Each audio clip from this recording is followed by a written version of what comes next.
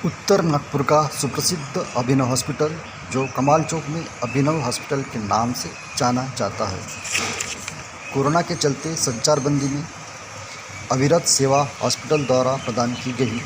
Doctor अभिनव भटनागर से खास बातचीत।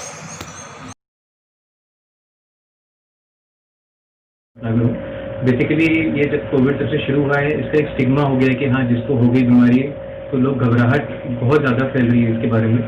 धीरे धीरे करके घबराहट कम भी हो रही है क्योंकि अनलॉक शुरू हो गया है, लेकिन अभी भी घबराहट लोगों में बनी हुई है। इसके लिए हम लोग को ये है कि जितने भी हॉस्पिटल्स हैं, स्पेशली नागपुर में, हम लोग के पास प्रॉपर गाइडलाइंस हैं जो हम लोग प्रॉपरली फॉलो करते हैं, ताकि हम लोग क्रॉस इन्फेक्शन एक से दूसरे को जो इन्फेक्शन होने के चांसेस है वो मिनिमम से मिनिमम फैलाएं। प्लस जो भी पेशेंट है जो संदिग्ध है, जिसको लगता है कोविड के सिम्टम्स हैं, उनको अलग तरीके से अलग जगह पे देखा जाता है, तो उससे किसी और पेशेंट के जो नॉर्मल पेशेंट है, दूसरा कोई पेशेंट है, कोविड पेशेंट नहीं है, उसके संपर्क में आने के चांसेस बिल्कुल कम हो जाते हैं। सो इसलिए घबराने की बिल्कुल जरूरत नहीं है। अगर आपको जरूरत है, अगर आपको लगता है आपको दिखाना चाहिए डॉक्टर को, प्लीज जरूर सेवा का उपयोग करना चाहिए।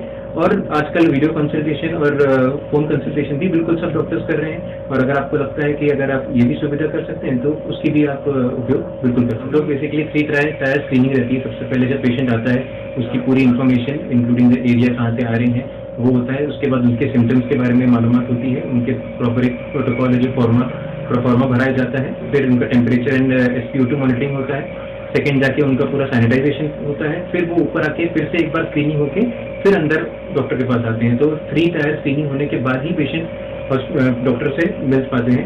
इसके साथ ही हम लोग हॉस्पिटल में 3 बार पूरा हॉस्पिटल का सैनिटाइजेशन करते हैं, ताकि कुछ भी अगर कुछ कीटाणु रहे तो वो भी पूरे के पूरे नष्ट हो।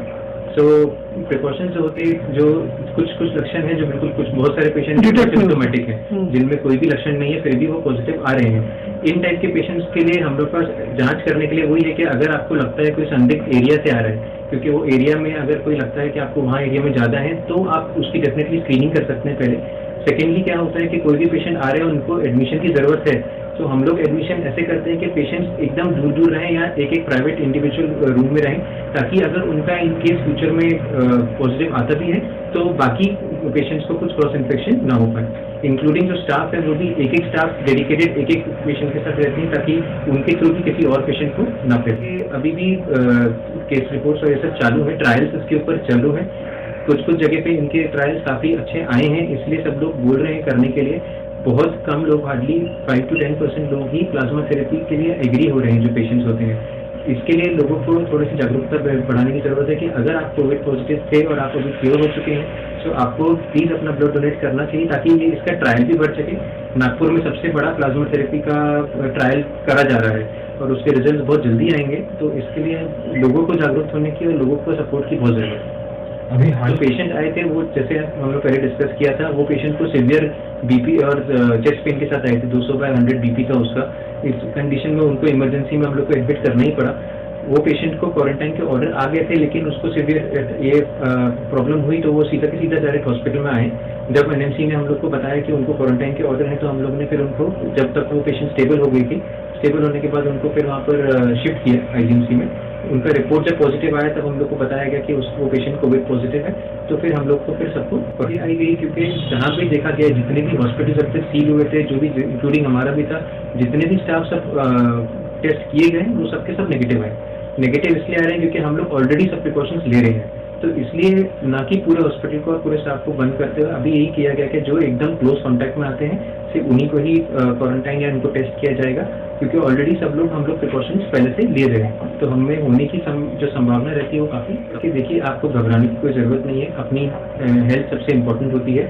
अगर आपको लगता है कि आपकी हेल्थ कॉम्प्रोमाइज़ हो रही है ना डॉक्टर को मिलके, तो प्लीज़ ऐसा मत करिए, क्योंकि सारे हॉस्पिटल्स अपने प्रिकॉशंस ले रहे हैं। जहाँ भी आपके जो डॉक्टर हैं जिनको आप हमेशा सलाह लेते हैं, वहाँ पर जाइए और अपना परामर्श बिल्कुल कीजिए।